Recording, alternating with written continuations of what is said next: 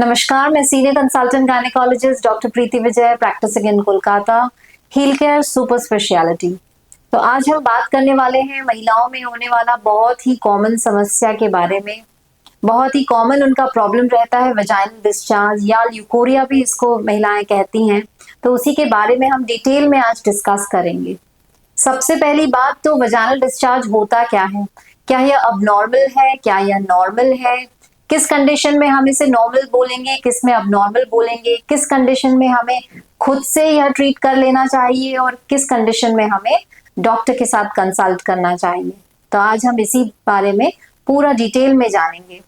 सबसे पहले vaginal discharge क्या होता है। वजाइना और सर्विक्स के अंदर कुछ ग्लैंड्स होते हैं। यह ग्लैंड्स कुछ फ्लूइड सिक्रीट करते हैं। इसी फ्लूइड को जो है हम वजाइनल डिस्चार्ज के रूप में देखते हैं। वजाइनल डिस्चार्ज होना एकदम नॉर्मल सी बात है और यह इनफैक्ट एक फिजियोलॉजिकल प्रोसेस है। इसका काम क्या है? बेसिकली ये जो फीमेल रिप्रोडक्टिव सिस्टम है, वजाइना है, सर्विक्स है, उसको क्लीन करता है, उसको मॉइस्ट रखता है, उसको ल्यूब्रिकेट करके रखता है, उसमें पीएच को बैलेंस करके रखता है और इस वजह से जो है इन्फेक्शन जो है वजाइना के वह कम होते हैं। बेसिकली इसका कॉम्पोजिशन में होता क्या है? माइक्रो ऑर्गेनिजम्स, डेड सेल्स, कुछ और बैक्टीरियाज जो कि रिक्वायर्ड नहीं होते हैं। तो वजाइनल डिस्चार्ज एक नॉर्मल सी चीज है। इनफैक्ट जब ओव्यूलेशन के टाइम पे जो वजाइनल डिस्चार्ज है वो अराउंड 30 टाइम्स बढ़ जाता है। नॉर्मल केसेस में ये अराउंड 1 टीस्पूनफुल के बराबर होता है। क्योंकि ये एसिडिक होता है इसलिए कई बार फीमेल्स कंप्लेन करती हैं हमारे अंडरगारमेंट्स येलोइश हो गए, स्टेन्ड हो गए, बिकॉज इसका पीएच एसिडिक है। तो लेकिन ये चीज एकदम नॉर्मल है। कई बार फीमेल्स कंप्लेन करती हैं कि इसकी वजह से हमको बैक एक हो रहा है या वीकनेस आ जा रही है, पर ऐसा नहीं है। जब तक वजाइनल डिस्चार्ज इन्फेक्शन के साथ एसोसिएटेड नहीं है तब तक बैक एक जैसी समस्या नहीं होती है और इसकी वजह से वीकनेस भी नहीं आती है। मे बी कोई और फिजियोलॉजिकल प्रोसेस आपके बॉडी में चल रहा है, कोई और कारण है, उसकी वजह से ये प्रॉब्लम हो सकती है। तो वजाइनल डिस्चार्ज के लिए आपको कब डॉक्टर के साथ कंसल्ट करना चाहिए, कब अपने गायनिक के पास आपको जाना चाहिए? क्योंकि वजाइनल डिस्चार्ज के अंदर ये चेंजेस आते रहते हैं। किस बेसिस के ऊपर हम डायग्नोज कर सकते हैं? इसका अमाउंट, इसका कलर, इसका टेक्सचर और इसका ओडर, यानी कि कैसे स्मेल आ रही है। नॉर्मली जो वजाइनल डिस्चार्ज होता है वह ट्रांसपेरेंट होता है, वाटरी होता है और यह एक फिजियोलॉजिकल सी प्रोसेस है। आपके पीरियड के साइकिल के कब आप वजाइनल डिस्चार्ज को नोटिस कर रही हैं उसके ऊपर भी यह डिपेंड करता है। ओव्यूलेशन के टाइम पे यही डिस्चार्ज आपका ट्रांसपेरेंट से स्ट्रेची भी हो जाता है और कोपियस अमाउंट में होता है। तो ये एक तरीके से फर्टाइल वजाइनल डिस्चार्ज होता है, क्योंकि जब यह अमाउंट बढ़ जाता है तो ये स्पर्म की मोटिलिटी को बढ़ा देता है। स्पर्म का जो पैसेज है वह क्लियर हो जाता है। तो जब ओव्यूलेशन होता है उस टाइम पे वजाइनल डिस्चार्ज का अमाउंट बढ़ जाता है। आपके पीरियड के पहले और बाद में भी यह वजाइनल डिस्चार्ज अधिक होता है और आपके ओव्यूलेशन के बाद में ये थोड़ा थिक हो जाता है और इसकी वजह से इसको हम कई बार अनफर्टाइल वजाइनल डिस्चार्ज भी कहते हैं। अब हम बात करेंगे और क्या क्या तरीके के वजाइनल डिस्चार्जेस होते हैं जिसके लिए हमको डॉक्टर के साथ कंसल्ट करना चाहिए। कई बार यह डिस्चार्ज क्रीमी होता है, कर्डी होता है, थिक होता है, व्हाइटिश होता है, फाउल स्मेलिंग के साथ होता है और आपको पेन और रैशेस और स्वेलिंग इन वजाइना भी होता है।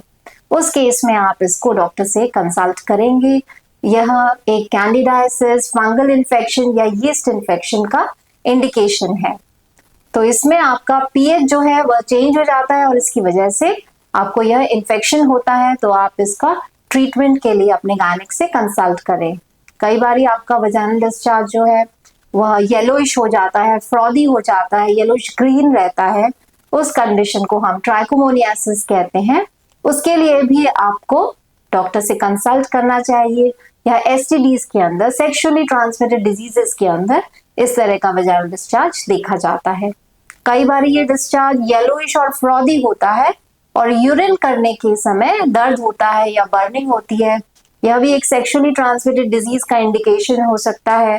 गोनोरिया हो सकता है, सिफिलिस हो सकता है, तो उसके लिए भी आपको डॉक्टर से कंसल्ट जरूर करना चाहिए। कई बार आपका यह डिस्चार्ज ग्रेइश होता है और फिशी स्मेल होता है, अमाउंट भी बढ़ जाता है, इसके अंदर पीएच इम्बैलेंस हो जाता है। तो इसके कई कारण हो सकते हैं, मल्टीपल सेक्सुअल पार्टनर्स हो सकते हैं या और कोई चेंजेस के कारण भी यह हो सकता है। तो इसके लिए भी आपको डॉक्टर से कंसल्ट करना चाहिए। कई बार आपका डिस्चार्ज रेडिश या ब्राउनिश हो जाता है।